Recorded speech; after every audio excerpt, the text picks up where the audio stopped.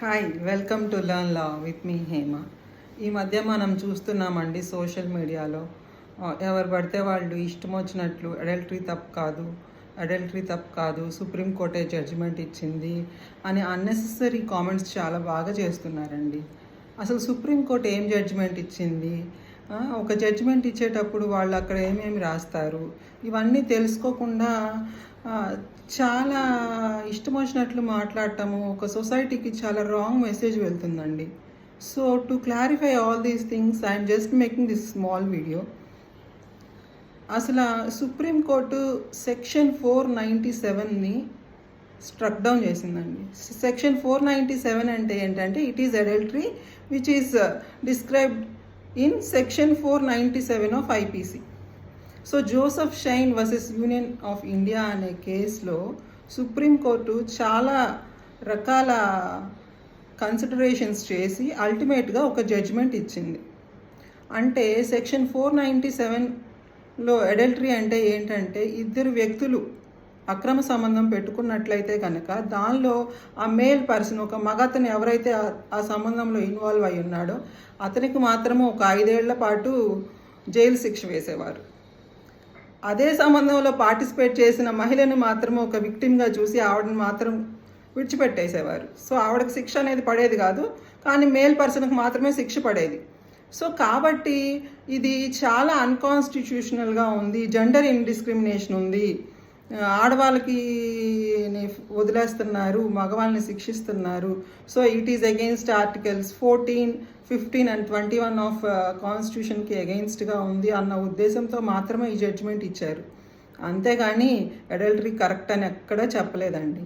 And in fact supreme court ఆ judgement ఇచ్చేటప్పుడు ఏమని రాస్తుందంటే this court is not of a opinion that మేము అడల్టరీని సమర్థిస్తున్నాము అని అనుకోకండి అని కూడా రాస్తుంది దాంట్లో.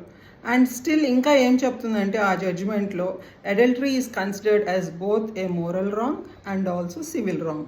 మోరల్ రాంగ్ అంటే మీకు అర్థమయ్యేలాగా ఎలా చెప్పాలంటే ఒక మర్డర్ చేయటం అనేది మోరల్ రాంగ్ అండి, దొంగతనం చేయటం మోరల్ రాంగ్, మోసం చేయటం మోరల్ రాంగ్. సో ఇవన్నీ తప్పులు.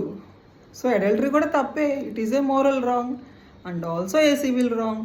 సివిల్ రాంగ్ అంటే ఏంటి, నువ్వు చేసే యాక్షన్స్ వల్ల, నువ్వు చేసే పనుల వల్ల వేరే వ్యక్తిని బాధపడుతుంటే అది ఏమంటారు, వాటిని సివిల్ రాంగ్స్ అంటారు.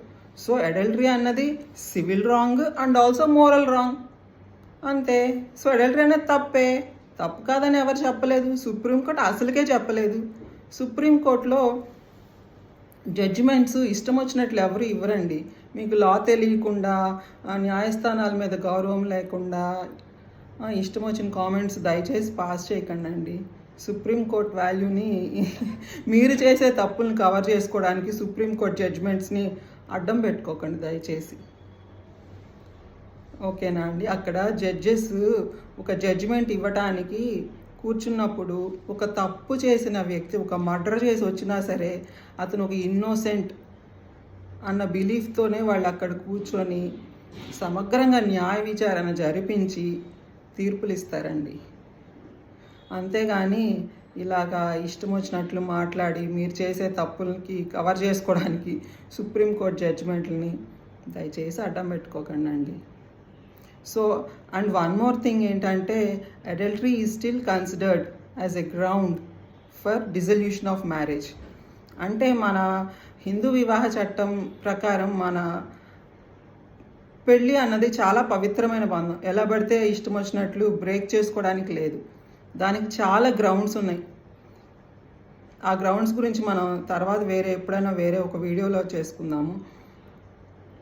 సో అడల్టరీ అన్నది తప్పు కాదు అని సుప్రీంకోర్టు అయితే చెప్పలేదు ఎక్కడ. మీరు దయచేసి ఇష్టం వచ్చినట్లు ఎవ్వరూ లా గురించి తప్పుగా ఇంటర్ప్రిటేషన్స్ అయితే చేయకండి. చట్టాన్ని తెలుసుకోండి, గౌరవించండి, బాధ్యతగా జీవించండి. Thank you.